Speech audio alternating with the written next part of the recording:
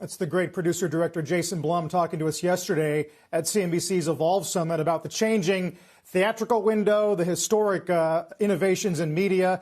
And nowhere was that more obvious than this Warner announcement yesterday, as they're going to put their 2021 slate on HBO Max the same day that those films go into theaters. Heather Moosnick joins us now to discuss that amazing evolution in the movie business, formerly the head of content partnerships at Hulu. Heather, welcome back. It's good to see you again.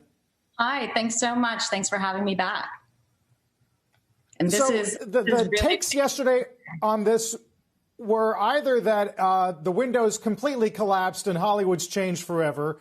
Others said, look, it's U.S. only. It's not international. It probably is only for a year. Which camp are you in, at least right now?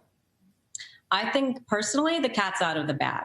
So this is a complete paradigm shift when you have the second largest major studio saying that their entire slate for a whole year, beyond when we actually expect to really be prevented from safely being able to go back into movie theaters, which will hopefully happen in next summer. When they say the entire slate for the whole year is going to be available on HBO Max at the exact same time, on the same day that it's available in movie theaters, that's a paradigm shift. I think that what is going to be really interesting to see is what happens next with what Disney does, because they also have a major horse in the race with Disney Plus and with Hulu in the US.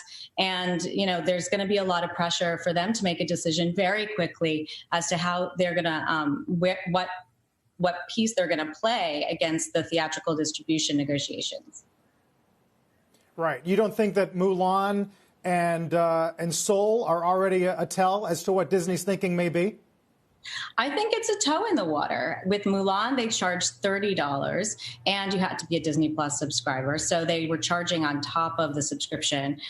Soul, they've gone more in the direction of what HBO Max is doing by having it be a same-day, streaming release, and it's included in your subscription. But that is an IP that's unknown, even though it's by, the storied Pixar studio.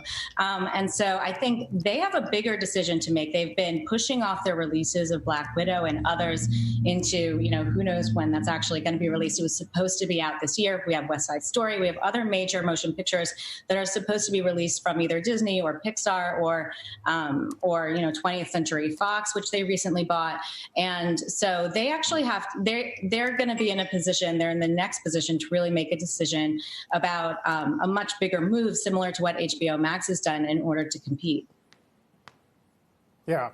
I mean, without getting too much into the economics of film, there are large questions about what they call the back book, how that gets monetized. It's much different in streaming than it is through, say, pay-per-view or traditional channels. I guess investors wonder how those profits are going to be made up. Sure. Yeah. And I'm sure they have a lot of people crunching a lot of numbers right now, to figure out exactly what the right move is. And the economics are going to be different for Disney than they're going to be for HBO Max.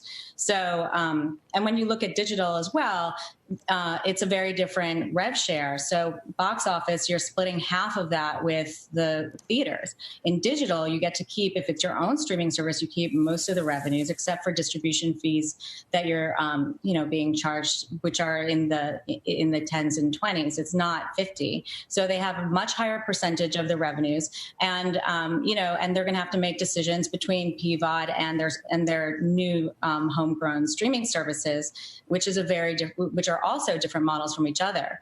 What we saw with Trolls when they went straight to PVOD in March at the beginning of COVID was that they actually were able to generate $100 million in digital sales. And that was something that was, pretty close to what they were doing in box office in the first month. And so it is, and as these streaming services get scale, which this kind of an announcement with HBO Max is certainly going to supercharge their subscriber numbers for next year.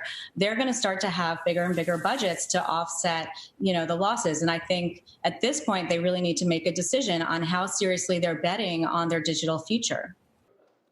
Shepard Smith here. Thanks for watching CNBC on YouTube.